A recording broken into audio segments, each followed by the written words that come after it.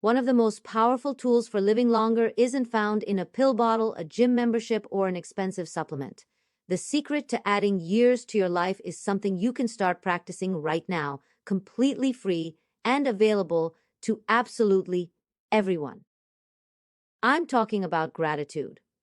And no, this isn't just another feel-good message about positive thinking. This is hard science from Harvard researchers who've uncovered something remarkable about how expressing thanks can literally extend your lifespan.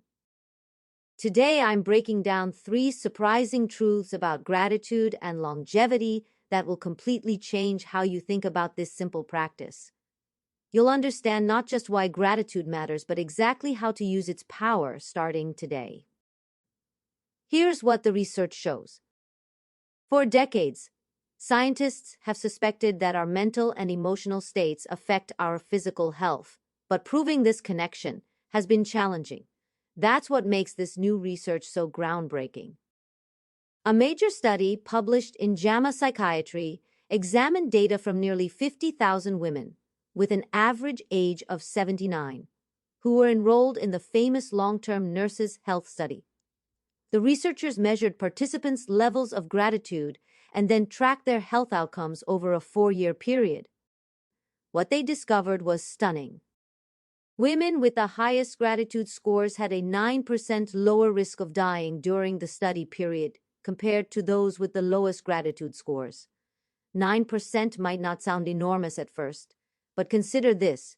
We're talking about a significant reduction in mortality risk from something as simple as being thankful. Here's where it gets even more interesting. This protective effect remains strong even after researchers controlled for other factors like physical health conditions, socioeconomic status, and lifestyle behaviors. In other words, gratitude appeared to offer benefits above and beyond what we'd expect from just being healthier or wealthier. The study co-author Tyler Van Der Wiel said that while a 9% reduction might not be huge, what's remarkable about gratitude is its accessibility. Just about anyone can practice it. Anyone can recognize what's around them and express thanks to others for what's good in their life. Think about that for a moment. We spend billions of dollars on medications, treatments, and interventions to extend life. Yet here's something that costs absolutely nothing, has no side effects, and is available to everyone regardless of age, income, or health status. The protective benefits seem to apply across various causes of death, including cardiovascular disease, which is the leading killer in the United States. This suggests that gratitude isn't just helping with one specific health issue, but is creating a broader protective effect throughout the body. How it works. You might be thinking, how can simply feeling grateful actually change your physical health and longevity? It seems almost too simple to be true.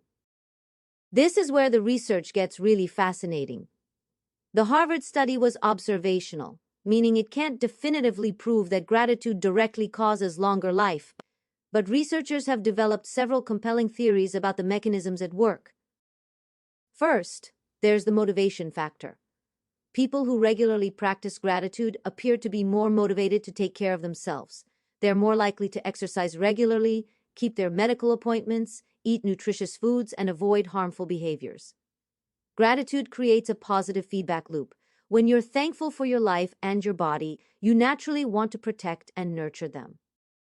Second, gratitude strengthens social bonds.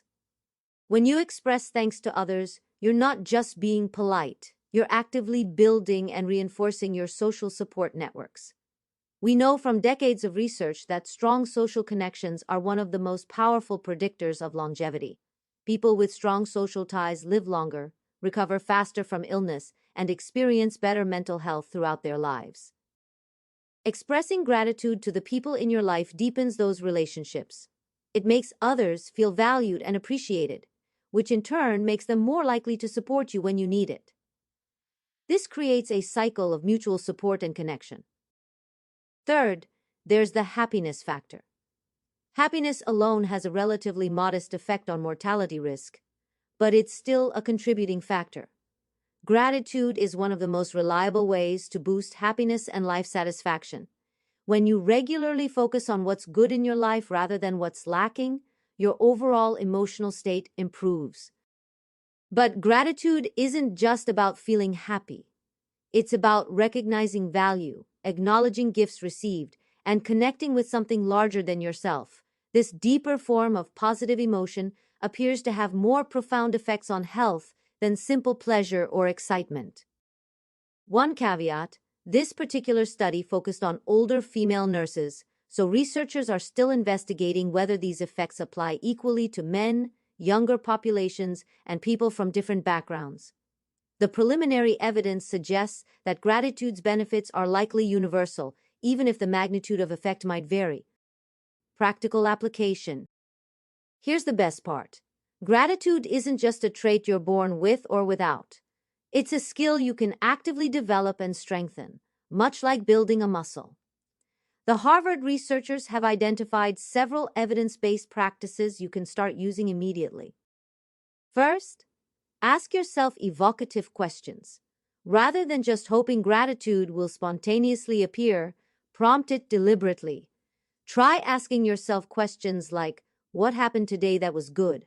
Which people in my life am I grateful for? What small comfort or convenience did I enjoy today that I usually take for granted? These questions redirect your attention toward the positive aspects of your experience. It's not about ignoring problems or being unrealistically optimistic.